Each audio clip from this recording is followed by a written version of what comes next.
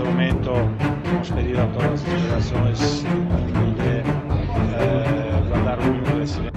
FIFA resmi tolak ACC pembentukan Uni AFC baru. Nasib 6 negara anggota di ujung tanduk. Beruntung Indonesia batal gabung.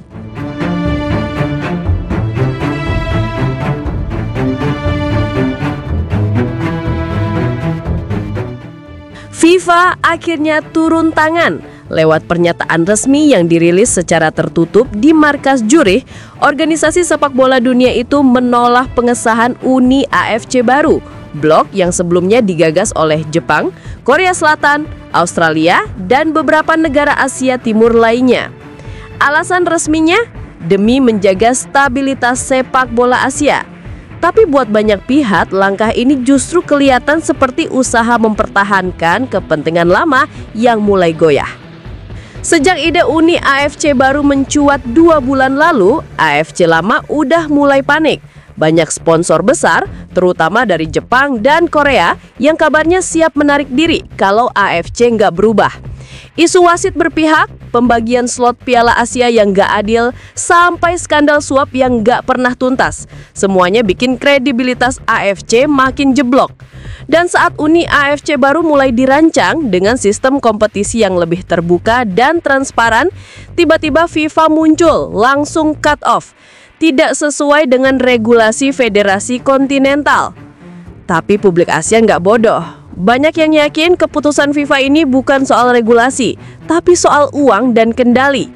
Karena kalau Uni AFC baru benar-benar terbentuk, otomatis bakal lahir sistem baru di luar jangkauan langsung FIFA dan AFC lama. Sponsor baru, jadwal baru, dan tentu saja uang baru. Dan disitulah letak masalahnya. Menurut bocoran media Jepang, ada 6 negara yang udah menandatangani nota kesepemahaman buat gabung Uni AFC baru.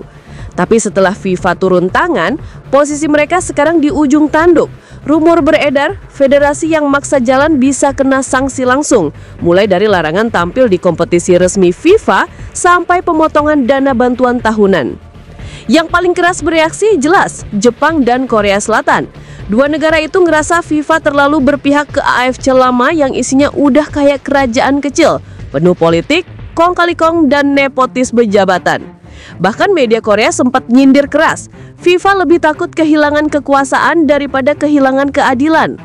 Tapi dibalik semua itu, ada satu negara yang disebut beruntung gak keburu tanda tangan.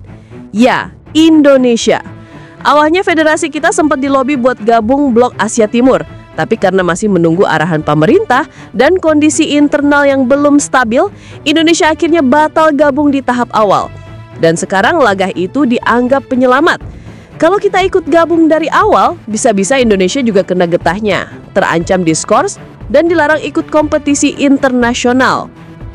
Meski begitu, keputusan FIFA ini juga bikin banyak pihak kecewa. Karena ide Uni AFC baru sebenarnya lahir dari keinginan memperbaiki wajah sepak bola Asia.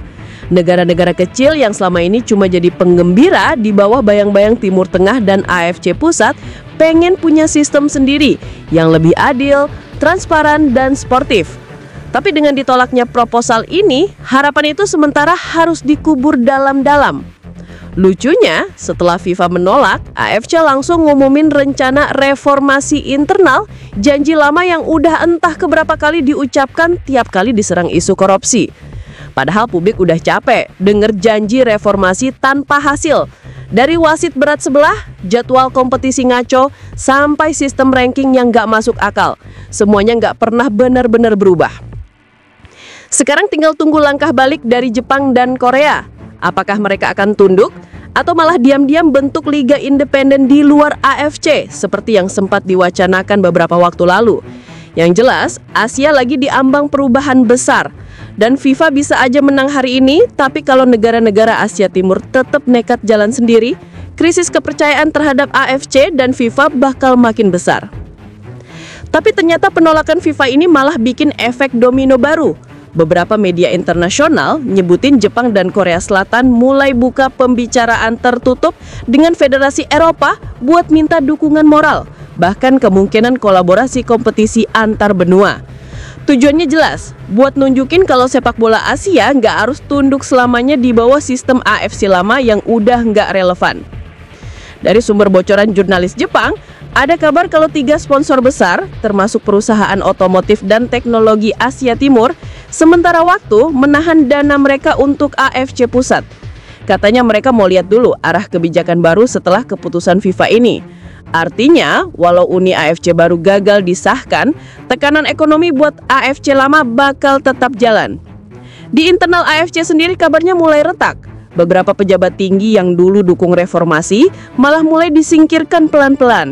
Dan di luar publikasi resmi, muncul desas-desus kalau sebagian negara Teluk ikut ngedorong FIFA buat blokir total pembentukan uni baru.